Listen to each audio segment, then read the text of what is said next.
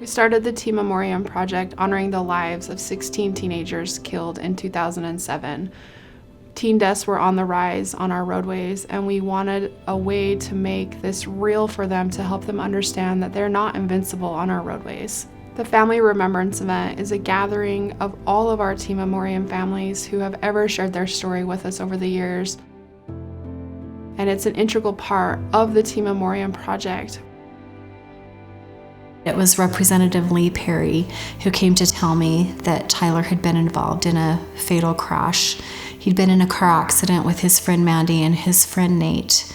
Lee was a family friend, and the minute he found out that it had been Tyler who was killed in the accident, he insisted he be the one to tell me. There are not words to describe how much I hurt. I truly wanted to die. I miss him.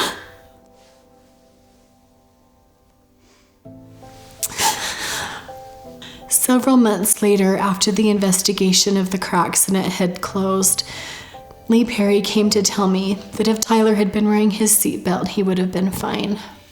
So after the crash, there was no doubt in my mind that we needed to pass a primary seatbelt bill. We couldn't afford to let more young people die just because a small minority of people didn't think this was a good idea. I knew with Kelli's help and others, we could make the seatbelt law be passed in Utah and make a difference to all people in the state of Utah. Lee Perry had been working for several years to pass a primary seatbelt law in Utah. He asked me if I would help him.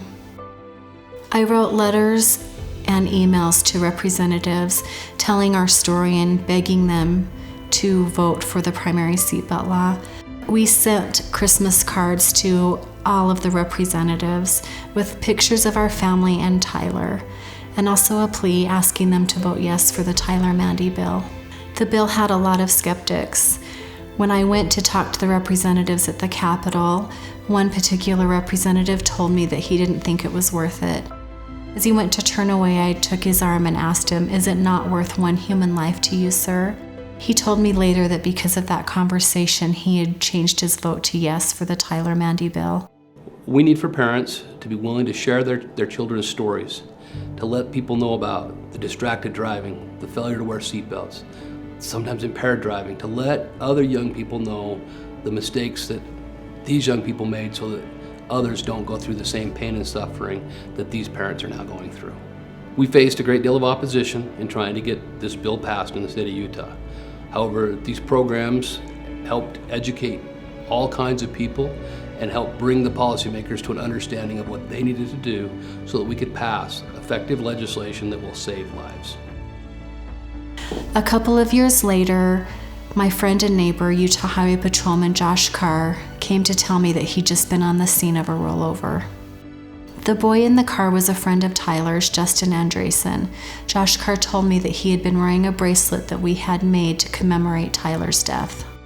After the crash, Justin told Officer Carr that he hadn't been wearing his seatbelt while he was driving. He happened to look down and see his Tyler bracelet and decided to put his seatbelt on.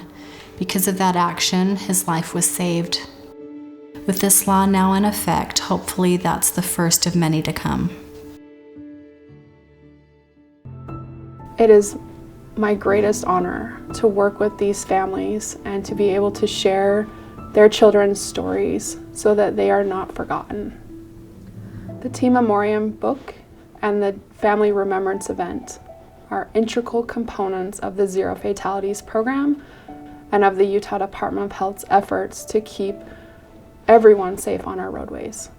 I cannot overstate the importance that we continue to share these stories, that we continue to share these families' heartache and pains, that these deaths do not have to have happened in vain.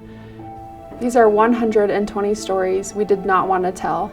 Our ultimate goal is to someday stop producing the Teen Memoriam book at a time when teen lives are no longer lost on our roads. Until that day comes, we will continue to carry on, doing all that we can to keep Utahns safe on our roads. and inspiring others to join our cause.